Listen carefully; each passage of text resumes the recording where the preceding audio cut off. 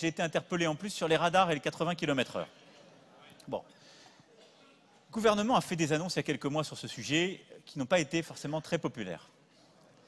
Mais d'abord, je vais leur rendre hommage, elles étaient courageuses. Non, elles étaient courageuses parce que, malgré tout, derrière, c'est la vie de nos concitoyens qui est en jeu, c'est malgré tout une politique de sécurité. Et il n'y a pas que le 80 km/h, je vais y venir. Il n'y a pas que le 80 km/h, il y a ce qu'on fait sur les éthylotestes, ce qu'on fait... Bon.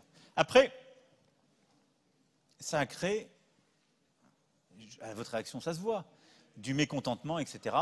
Peut-être, au fond, tout ça est plus profond et moi je le vois comme une opportunité. Donc, il faut ensemble qu'on trouve, sur ce sujet aussi, par le débat, une manière plus intelligente de le mettre en œuvre.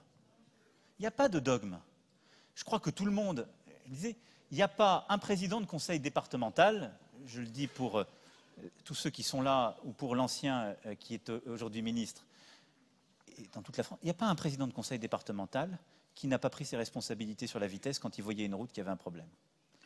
Bon, donc peut-être que sur ce sujet aussi, par le dialogue plus territorial, par les propositions qui seront faites, on pourrait trouver quelque chose de plus pragmatique, qui soit mieux accepté, qui ait le même résultat. Au fond, l'objectif, c'est de réduire le nombre de morts sur les routes.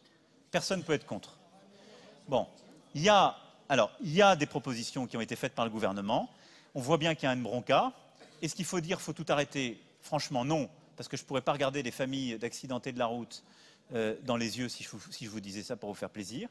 Est-ce qu'on peut faire quelque chose qui soit mieux accepté, plus intelligent? Sans doute oui, en construisant davantage localement, par un dialogue, celui qui doit se faire là durant ce débat. Donc ça fait partie du débat aussi. Faites-moi des propositions concrètes sur ce sujet, et moi je suis prêt à les avoir. Je vais vous